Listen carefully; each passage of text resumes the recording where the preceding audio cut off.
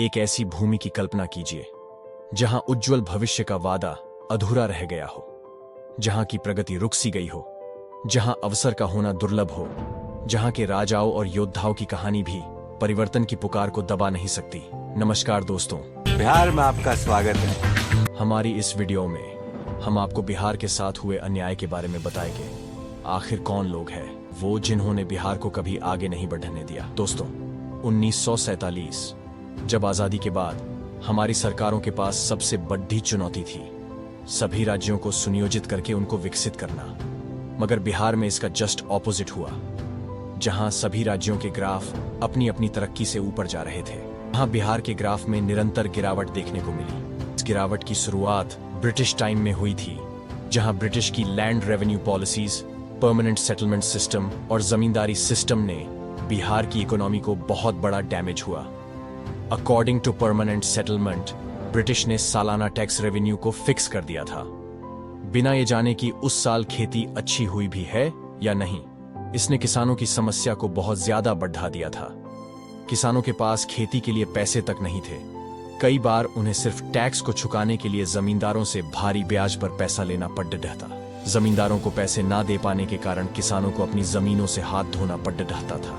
खेती बाड़ी ना कर पाने और ओवर टैक्स पे करने के कारण बिहार में भुखमरी फैल गई। जमींदारी सिस्टम के कारण बिहार में गरीब और भी ज्यादा गरीब हो गया, जिससे वहां कास्ट बेस्ड पॉलिटिक्स का जन्म हुआ। जमींदारों की ऊपर तक अच्छी पहचान के कारण इन्होंने बिना किसी डर या खौफ के गरीबों को बेहिसाब लूटा।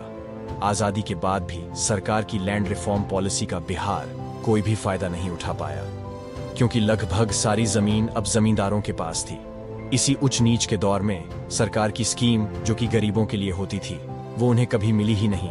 उच्च वर्ग के लोगों ने सरकार की सभी स्कीमों में अपना ऐसा जाल तैयार किया कि वहां से कुछ बाहर ही नहीं आ पाया।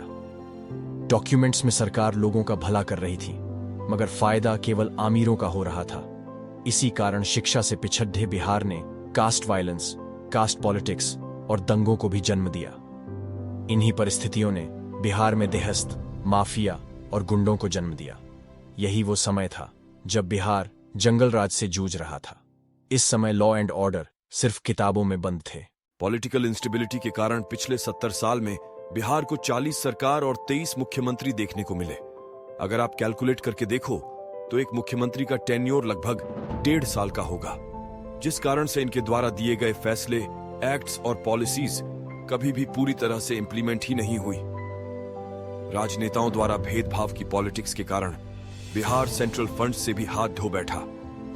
अपनी गंदी राजनीति के कारण मोहन गुरुस्वामी की रिपोर्ट्स के अनुसार बिहार 80,000 करोड़ के फंड से हाथ धो बैठा था।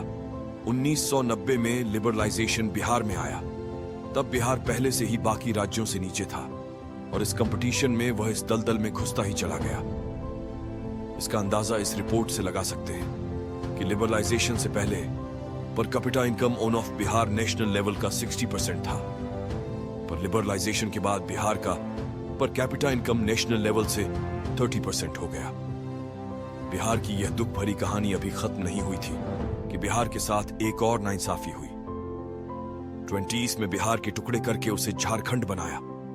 इस बंटवारे में बिहार के साथ बहुत नाइंसाफी हुई। बिहार का जितना भी इंडस्ट्रियल एरिया, मिनरल्स डिपार्ट और इनकम सोर्स थे, वह सब झारखंड के पास चला गया। अनएजुकेशन और विदाउट गाइडेंस का कारण है कि बिहार आज भारत का सबसे ज्यादा पॉपुलेशन वाला राज्य है।